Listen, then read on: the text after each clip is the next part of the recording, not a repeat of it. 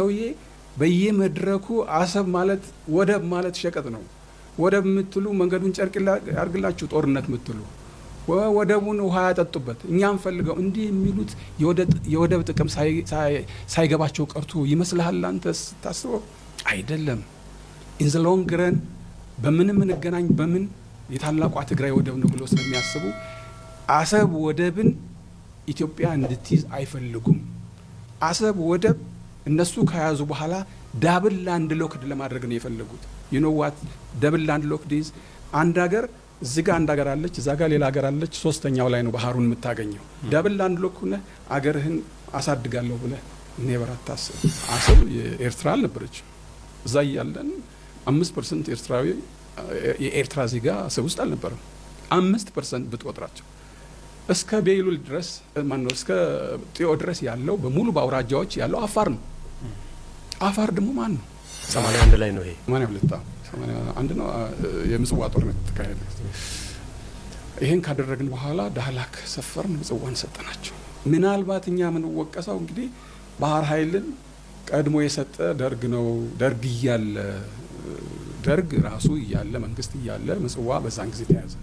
ይሄ ነው እኛ እንግዲህ ልንወቀስ የማንችልበት ምክንያት ወርደን ባለመዋጋታችን። መርከቡን እዛ ጥለህ ልትዋጋ አትችልም። ይሄ ሎጂክ ነው፣ ዓለም አቀፍ ነው።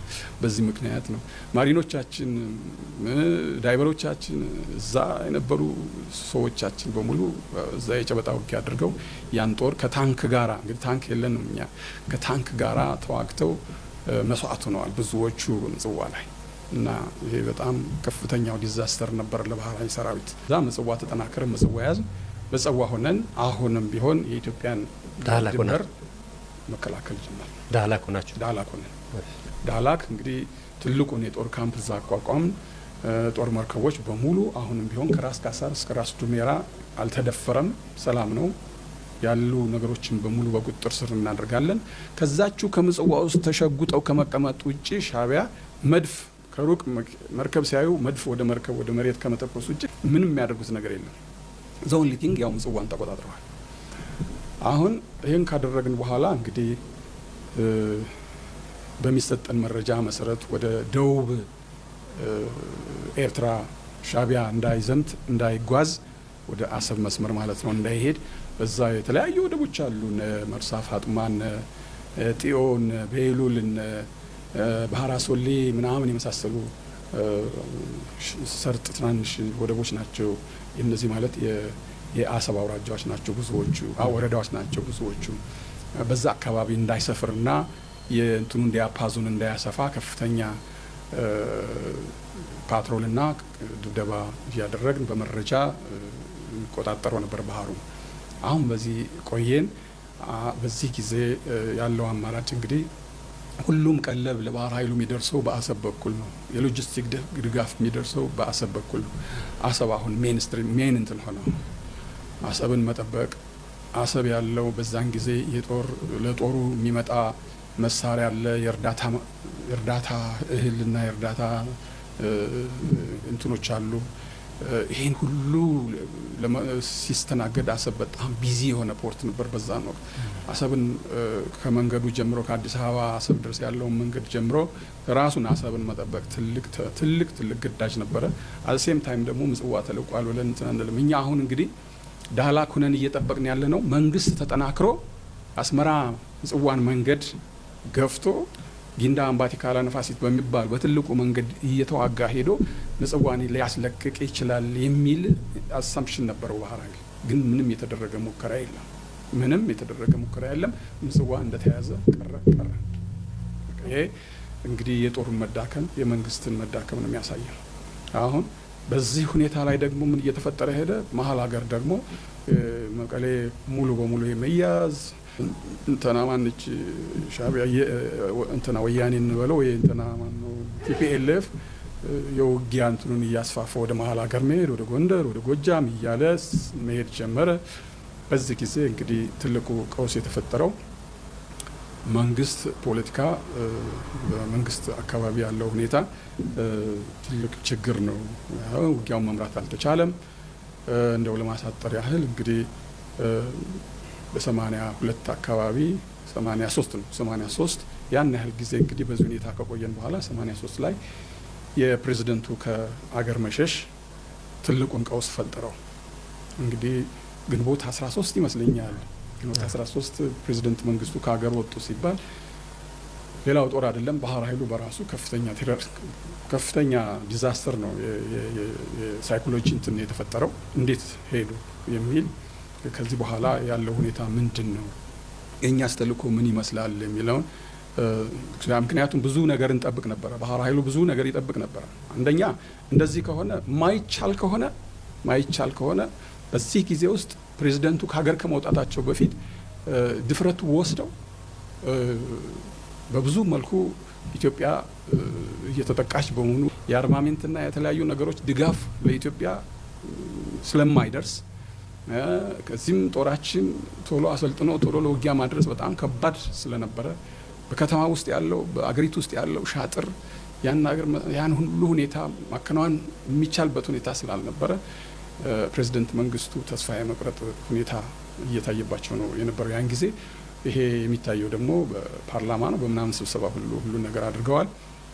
ይሄን ሲያደርጉ ቀድሞ ማሰብ ነበረባቸው። ድፍረቱን ወስዶ ኦኬ ኤርትራን እንልቀቅ፣ አስመራን እንልቀቅ፣ እሺ ምጽዋንም የያዙት እንግዲህ አሰብን ለኛ ስጡንና እንነጋገር፣ እንደራደር፣ በቀጥታም ሆነ በሶስተኛ በአራተኛ ሀገር ለድርድር ሻዕቢያንም ወያኔንም መጋበዝና ያን ጊዜ አገር አቀፍ የሆነ ወይም በሶስተኛ ሀገር እንዲያማልዷቸው መሸነፋቸውን ተረድተው ተሸንፍ ያለው በቃ ይሄን እንደዚህ እናርግ አሰብን ለኛና እንትን በሊሉን ብለው የተረፋቸውን ጦር እንኳ ወስደው ቡሬ ኤሊዳር ምናምን በሚባሉ ከሰመራ ጀምሮ ባለው አካባቢ እስከ ኢድ እስከ ቤሉል ያለውን በዛ በሰሜን ወደ ሰሜን የሚወስደውን የባህር ጠረፍ ጨምሮ አሰብን በሙሉ መቆጣጠር ቢቻል ይሄ ያለው ከ40 ከ50 በላይ የኢትዮጵያ ጦር መርከብ ደግሞ አሰብን ዙሪያ ለመጠበቅ ከበቂ በላይ ስለነበረ አሰብን ይዞ ተቆጣጥሮ መቆየት የአሰብን ቤዝ ተቆጣጥሮ መቆየት ይቻል ነበር። ምናልባት እንደው ቢጎናጸፉ እንኳ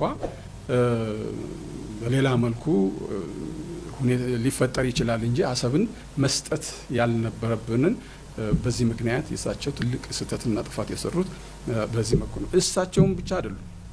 ከሀገር ከወጡ በኋላ የሚቀጥለው ፕሬዝደንት ቶሎ ማሰብ የነበረበት ሻዕቢያ ይህን ያህል ከተጠናከረ ያለንን ጦር አሰብ ላይ እናድርግና አሰብን ይዘን እንከራከር እንዋጋ ብሎ ያሰበ የጦር መሪ ወይም ፕሬዝደንት ወይም መሪ አልነበረም። ይህ ትልቅ ስህተት ነው። የፍላጎት ማጣት ነው ወይስ በወቅቱ ከአቅም በላይ ነበረ? በተለይ የመርከቦችን የባህር ኃይሉን ለማቆየት የሚያስችል አቅምም አልነበረም ወይስ ምንድን ነው ችግሩ? አሁን መርከብህን የምታቆየው ባህር ኃይልህን የምታቆየው ከኢንላንድ ከሜንላንድ አንደኛ በሀገር አቀፍ ደረጃ መመሪያ ሲኖርህ፣ ሁለተኛ እንደነገርኩህ ምጽዋ ከተያዘ በኋላ መርከቦች በሙሉ ሁሉም መርከብ የሚባል እንግዲህ ሎጂስቲክስ ያስፈልገዋል፣ ምግብ ያስፈልገዋል፣ ነዳጅ ያስፈልገዋል፣ ውሃ ያስፈልገዋል። ገብቶ የአንድ ወር የሁለት ወር ቀለብ ይዞ እንደገና ወደ ባህር ነው የሚወጣው። ይህን ለማድረግ ፍላጎቱ ይሄ በፍላጎት የሚሰራ ነገር አይደለም። ማሰብ ነው የሚያስፈልገው። በመሪዎች ደረጃ ካልከኝ እነሱ ማሰብ ነው የነበረባቸው። አማካሪ ያስፈልጋል። ኦኬ እንደዚህ እናድርግና እንደገና ተደራጅተን ሪታሌት እናድርግ አሰብን እንያዝ ማለት ይችሉ ነበር። ባህር ኃይል ግን በራሱ ማድረግ አይችልም። ከማጋሁ ነው እኛ በምንወጣበት ጊዜ ወደ ይሄ ሁሉ ሆኖ የአሰብ ጦርነት መንግስት ፈረሰ። ጀነራል ተስፋዬ ገብረ ኪዳን ፕሬዝደንት ሆኑ ሲባል ጀነራል ተስፋዬ ኢሚዲየትሊ ኢንጌጅድ የሆኑት በአሰብ ጉዳይ ሳይሆን በምን ጉዳይ ሳይሆን የኢትዮጵያ ጦር እጅህን መሳሪያህን አውርድና እርቅ ልናደርግ ስለሆነ ተኩስ አቁም ብሎ ነው ያወጀው። እኛ ምን ጠብቀው ሌላ ነው። አሁን ይሄን ከማለት ይልቅ በዚህ መልኩ ኢንጌጅድ ቢሆን ግን ለዚህ ደግሞ ጊዜ 7 ቀን መሰለኝ 10 ምናምን ቀን ነው እሳቸውም የገዙት።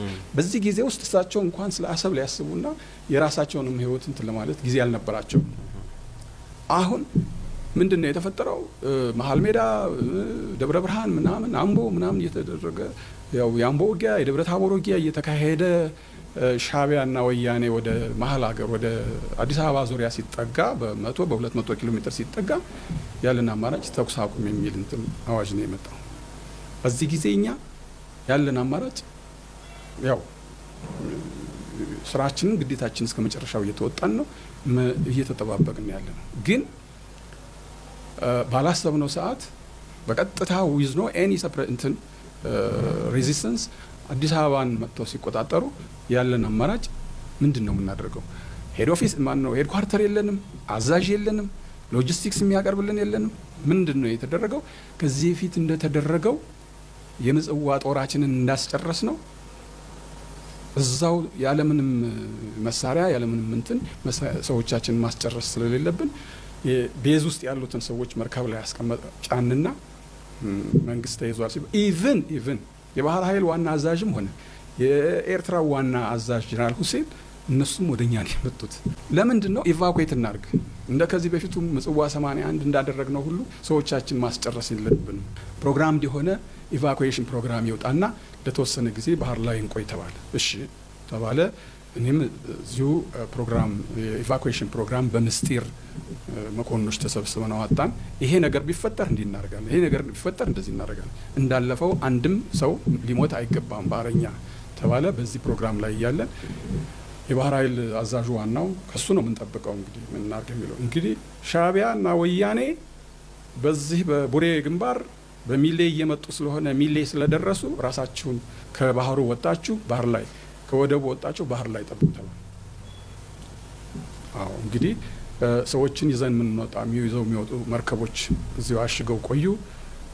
የምጽዋ ህዝብ እንዲወጣ ፕሮቮኬት ተደረገ። ማን እንደሚያዝም አይታወቅም። ኢቫኩዌት አድርጉ ተባሉ። ትልቁ የማሪታይም ሰራዊት ማነው ማህበረሰብ የወደብ ሰራተኛ የመንግስት ሰራተኛ በጠቅላላ ወጣ። ሲወጣ ምንድን ነው የተደረገው? ሌላው ቀርቶ በአሰብ አዲስ አበባ መንገድ መሄድ የሚገባውን ወያኔ እየመጣ ነው፣ በዚህ መስመር እየመጣ ነው፣ ይጨርሳቸዋል፣ ወደዚህ ሄዱ ተብሎ በአርሲል የሚባል አለ ወደ ጅቡቲ ነው የሄደው። በዛ በረሃ ስንቱ በረሃ ላይ አለቀ። ብዙ ርቀት ነው፣ ወደ 300 ምናምን 400 ኪሎ ሜትር ነው ጅቡቲ። ከዛ በበረሃ እንደዚህ እንትን ብለህ ስትሄድ እና ኢቫኩዌት አድርጎ ህዝቡ በዛ ሄደ። እኛም ባህር ላይ ቆመን ጠበቅን። ከዛ ምንም ተኩስ የለ ምን የለ። አሰብ ሲለቀቅ አንዲት ጥይት አልተተኮሰችም። ምንም አይነት ተኩስ አልነበረም። የሆኑ ጀልባዎች ማታ እንደዚሁ አለን ለማለት በመረጃ መጥተው ነበረ። እነሱም ተመተው ነው የሄዱት። ሌላ ምንም የተፈጠረ ነገር የለም። ተሸንፈን አልወጣን፣ ውጊያ ፈጥረን አልወጣን። ግን ምንድነው መንገድ ተይዟል፣ መንግስት ተይዟል። መንግስት ስንደውል ባህር ኃይል ጠቅላይ መምሪያ ኦልሬዲ ወያኔ ነው ያለበት፣ ሻዕቢያ ነው ያለበት። የመንግስት ተቋም የመንግስት መዋቅር ፈርሷል፣ መሪ የለም። ያለን አማራጭ መውጣት ነው። ምክንያቱም ሻዕቢያ ይሄን ተደግፎ እኛንም ሊያጠቃን ይችላል። ለምን ይሄው 34 ዓመት ሙሉ እንቅርት ሆነንበት የቆየው የባህር ኃይል ሰራዊት ነው። የባህር ኃይል ሰራዊት ባይኖር ኖሮ እኮ ኤርትራ ያን አይደለም ከ34 ዓመት በፊት ነው ትያዝ የምትችለው። ምክንያቱም የባህር በር ከተያዘ ሁሉ ነገር የሚደርሳቸው ከጠላትም ከወዳጅ ከምንም በሚደርሳቸው አርማሜንት የኢትዮጵያን ጦር በቀጥታ ሊያጠፉ የሚችሉበት ሁኔታ ነው ያለው።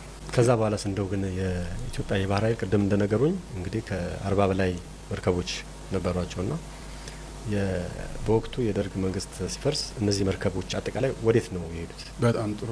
እነዚህ መርከቦች ያው እንዳልኩ እንግዲህ ዳህላክ መርከቦች ነበሩን። ያው ከምጽዋ እንደወጣን ዳህላክን እንደ ዋና እንትን ያደረግ ነው። ዳህላክ ትልቅ ወደብ ነው። ዳህላክ አውሮፕላን ማረፊያ አለ። ዳህላክ የመርከብ መጠገኛ አለ። ዳህላክ በጣም የተስፋፋ አንደኛው ብዙ ኢንፍራስትራክቸር የተሟላለት ጣቢያ ነበረ። የመርከብ ጥገናም በሰፊው ይካሄዳል። እዛ ያለውን ሰራዊት እና መርከቦች በዚህ ወቅት እዛ የነበረው ሰራዊት ይዞ አቅራቢያው ወደ ጂዛን የሚባል ወደ ሳውዲ አረቢያ ሄደ መርከቦቹን ይዞ። እኛ አሁን ያለን አማራጭ እንግዲህ እኛ ስልህ ደግሞ አሰብ፣ እኔ በወቅቱ ያን ጊዜ አሰብ ነበርኩ። እንዳጋጣሚ አሰብን ነው ከላከለ የነበረው። አሰብ ያለ የሰራዊት ደግሞ ወደ ሞካ የመን ሪፐብሊክ በጣም ቅርብ ነው። የ6 ሰዓት የ7 ሰዓት አሁን እዛ ሄድን። እዛ ሆነን እኛ ኤክስፔክት የምናደርገው ማን እንደያዘ አናውቀውም። ይሄ ሁሉ ሲሆን 5 ቀን 6 ቀን ሻዕቢያ አሰብ ውስጥ አልገባም። ምንም የለም አሰብ ውስጥ መረጃው እንደሚደርሰን።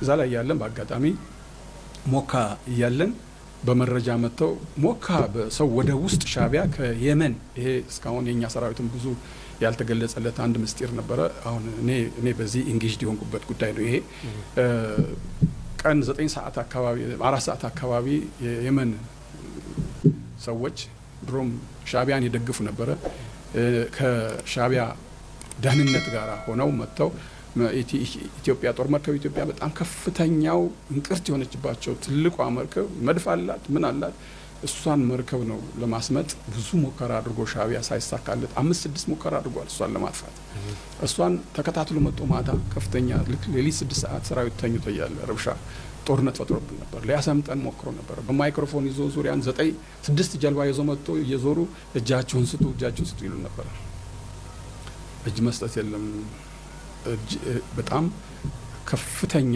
የሆነ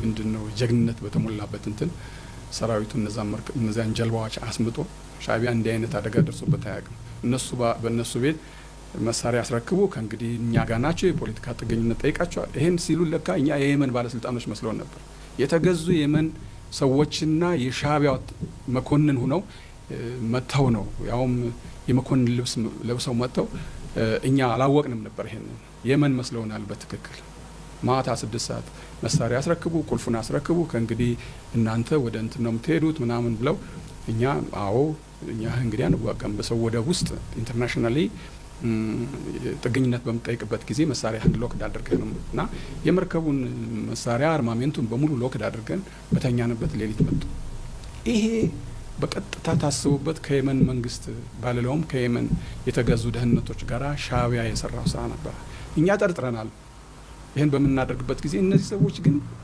የሻዕቢያ ወታደር ነው የሚመስሉት ተባብለን የተነጋገርንበት ጊዜም አለ እዛው መርከብ ላይ እንዳሰብነው መጥተው እንደዛ አደረጉን ግን አሸንፈን በወቅቱ በቪኦኤ እና በትን ተገልጿል በአለም በተለያየ ሚዲያዎች ተገልጿል ያ እዛ ያደረግነው ጦርነት አሁን ካሚንግ ቱ ዘ ፖይንት መርከቦች በጠቅላላ ግማሾቹ ሆዲዳ ግማሾቹ ሞካ በየመን ውስጥ ማለት ነው ግማሾቹ ጂዛን ሳውዲ አረቢያ የተወሰኑት ወደ ጅቡቲ ሄደዋል ያ ሁሉ መርከብ ተከፋፍሎ እዛ ሄደ እዛ ከሄደ በኋላ የተወሰነ ጊዜ እዛው መርከብ ላይ ቆይተን እኛም ከሞካ ከሚባለው በጣም ቅርቧ ወደብ ነች ሞካ የየመን ወደ ሆዲዳ ሄድን ሆዲዳ የምትባል ሌላ መርከብ እንትናለች ሆዲዳ ከሄድን በኋላ ያው የየመን መንግስት ጥገኝነቱን ተቀብሎን መርከቦቹን ተረክቦን እኛ ተኢዝ የሚባል የስደተኞች ካምፕ አለ እዛ አዘጋጅተውልን ወደ 500-400 ድንኳን ተተክሎ ሰራዊቱ በሙሉ ወደ 2000 የሚሆን ሰራዊት እዛ ሄዶ ሰፈረ መርከቦችን እዛ አድርገን ያስረክበን እኛም ወደዛ ሄድን ከዛ በኋላስ እንደው ምናልባት የሚያውቁት ነገር ካለ እነዛ መርከቦች የት አካባቢ ወዴት ነው የሄዱት ባለቤትነታቸው ወዴት ነው ሄደው የሚለው እንግዲህ እነዚህ መርከቦች አሁን እኛ ይሄ ሁሉ ሲሆን ተስፋ አልቆረጥንም አዲስ መንግስት ኢትዮጵያ ውስጥ አዲስ አበባ ውስጥ አዲስ አበባ መንግስት መቼም እርግጠኛ ነኝ ወደብ እንደሚያስፈልገው ያውቃል ወይ ተደራድሮ ወይም ይሄን የመሰለ የሰለጠነ ጦር እንደዚህ አይነት አዳዲስና ዘመናዊ መርከቦች አሰባስቦ እንደገና የቀይ ባህር እንትን ሻዕቢያም ቢሆን ተደራድሮ ለኔም ይጠቅሙኛል ብሎ መርከቦችን ይመልሳል ሰራዊቱን ይመልሳል ሰራዊቱን ባይፈልገው ደግሞ የኢትዮጵያ መንግስት ወያኔም ቢሆን ይሄ ሰራዊት የሰለጠነ ነው ብዙ ገንዘብ የወጣበት ነው ብዙ በጦር ውስጥ ገብቶ ስራ ሊሰራ ይችላል ይሄን ጦር አምጥተን ሆነ ቦታ እናድርገውና እንትን እስከምናገኝ ድረስ በሌላ ስራ ኢንጌጅ እናድርገው ምናምን የሚል ይኖረዋል ጦርታ የሚወጣውን አስወጥቶ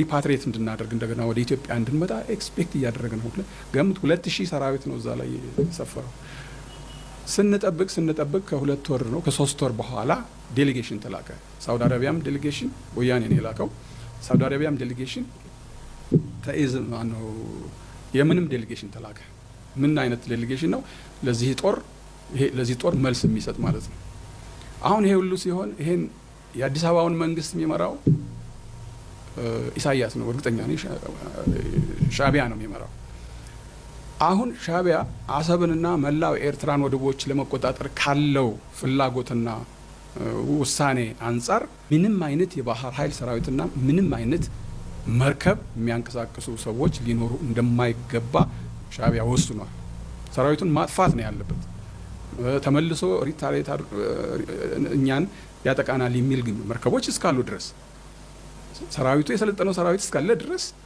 ቀዝፎ መጥቶ እኛን ሊያጠፋን ይችላል። አሰብን ወይም ምጽዋንም ቢሆን ሊወር ይችላል።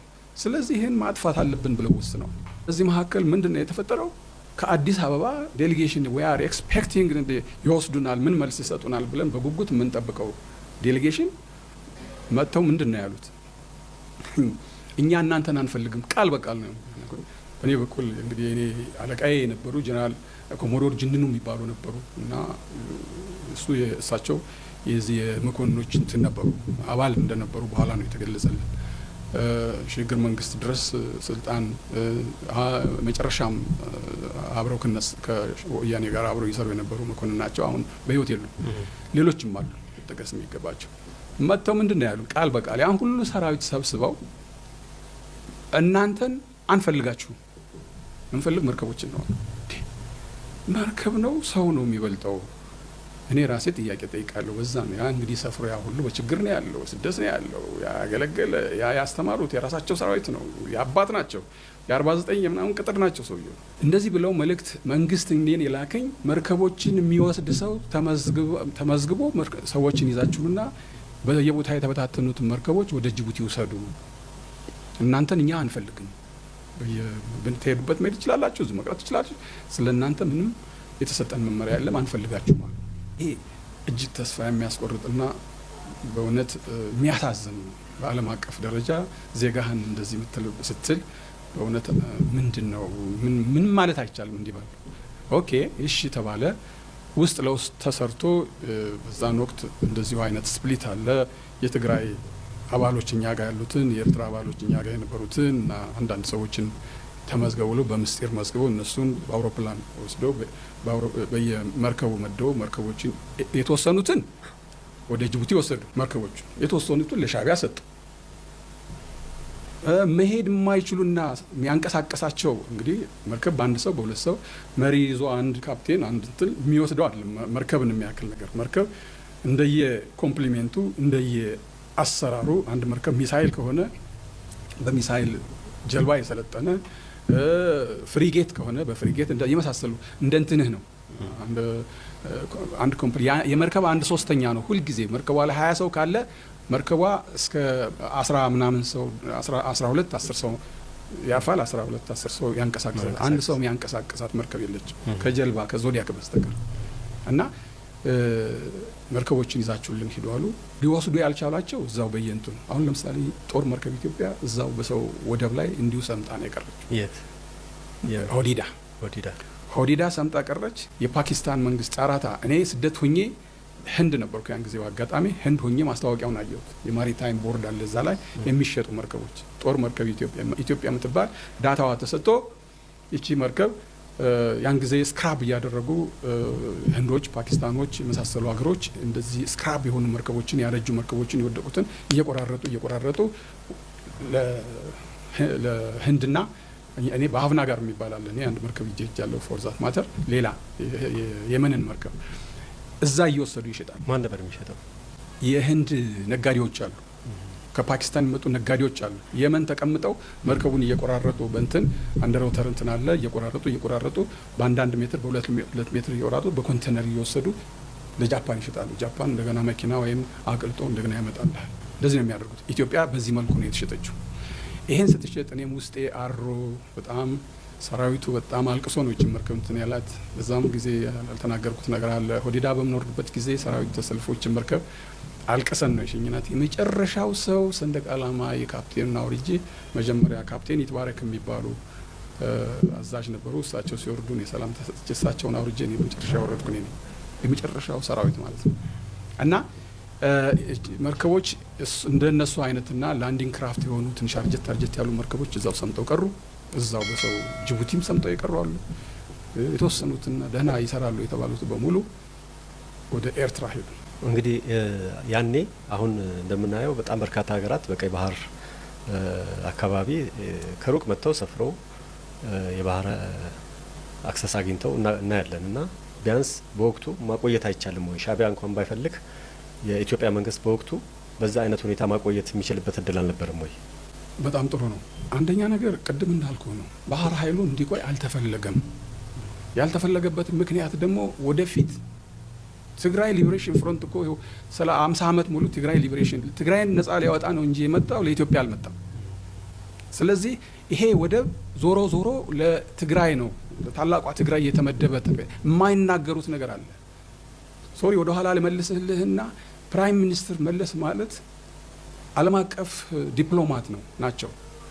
እኒህ ሰውዬ በየመድረኩ አሰብ ማለት ወደብ ማለት ሸቀጥ ነው።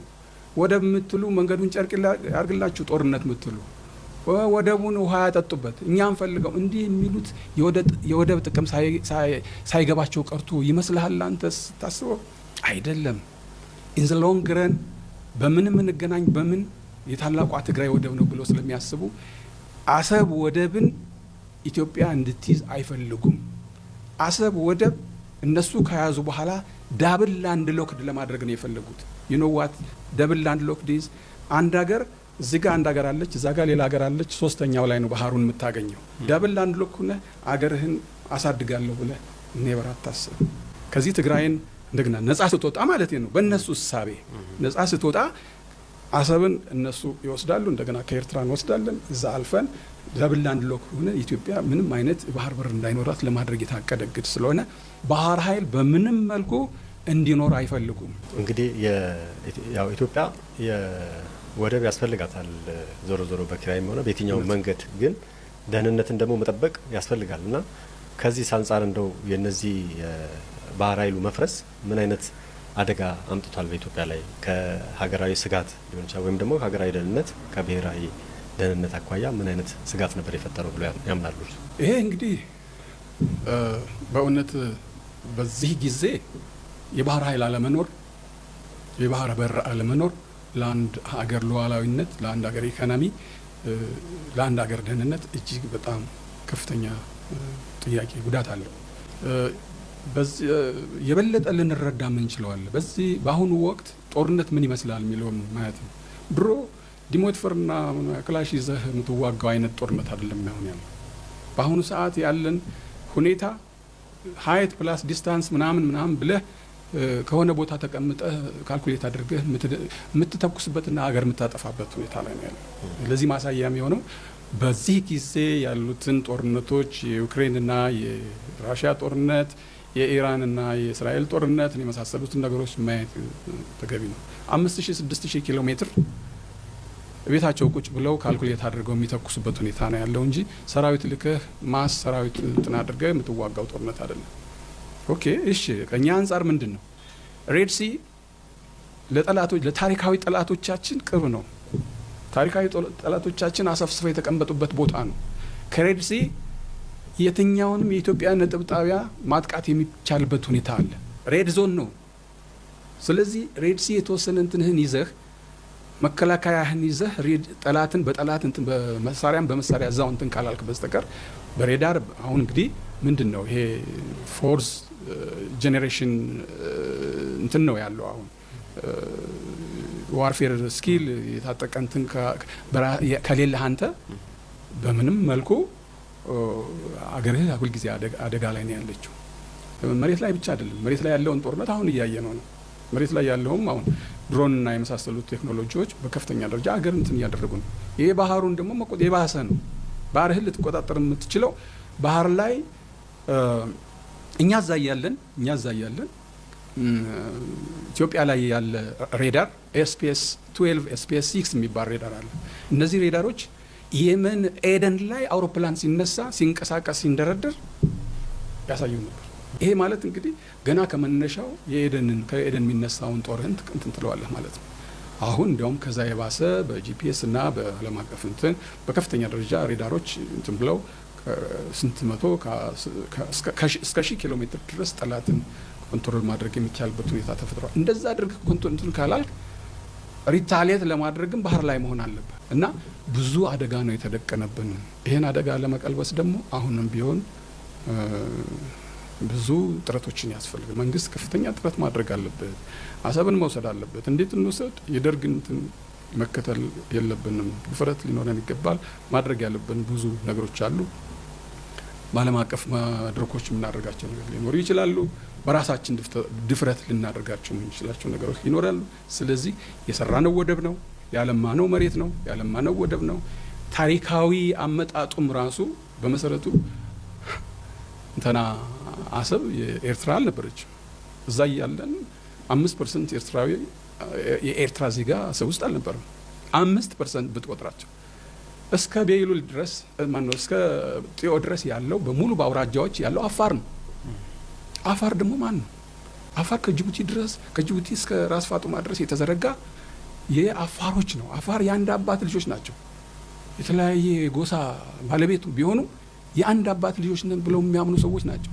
አሁን ኤርትራ፣ ጅቡቲ፣ ኢትዮጵያ ብለህ ብትለው አያውቀውም። እኔ እንደዚህ አይነት አላውቅም ነው የሚለው አፋር። ኤርትራ ገብቶ ይመጣል፣ ከሰመራ ጅቡቲ አሰብ ደርሶ ይመጣል። ማንም የሚከለከል የለም። በአውሳው እንትን ጊዜ እኮ ድሮ በ1927 አካባቢ ምናምን እንዲያውም በ300 ዓመት ውስጥ 13ኛው የባህል መሪ ናቸው እንትና አሊሚር ሃንፈሪ እንዴ። እና አሰብን እኛ እዛ እያለን እኮ ግራዝማች የሚባሉ የአሰብ መሪ የነበሩትን ሰዎች በመርከብ አዘንላቸው ከአሰብ ዳህላክ ድረስ ከዛ ጢዮ ድረስ ከዛ ምን እየሄዱ እያደፋፍሩ የሃይማኖት እንትን እየሰጡ የሚመጡበት ጊዜ ነበር። ስለዚህ አፋር አንድ ነው። በአፋር በኩል የሚሰራ ስራ ሊኖር ይችላል። አፋሮች አሁን ምን አንድ ናቸው። ለኢትዮጵያዊነት ደግሞ ከኔ የተለየ የኢትዮጵያዊነት ስሜት ያላቸው ሰዎች ናቸው። አፋር የኤርትራ፣ አፋር የጅቡቲ፣ አፋር ምናምን የሚባለው የጅቡቲ ጉዳይ አለ። አፋሮችን በአንድ እንትን አድርጎ ለነሱ ያለውን ድጋፍ ሰጥቶ ምናደርገው ማድረግ ያለብን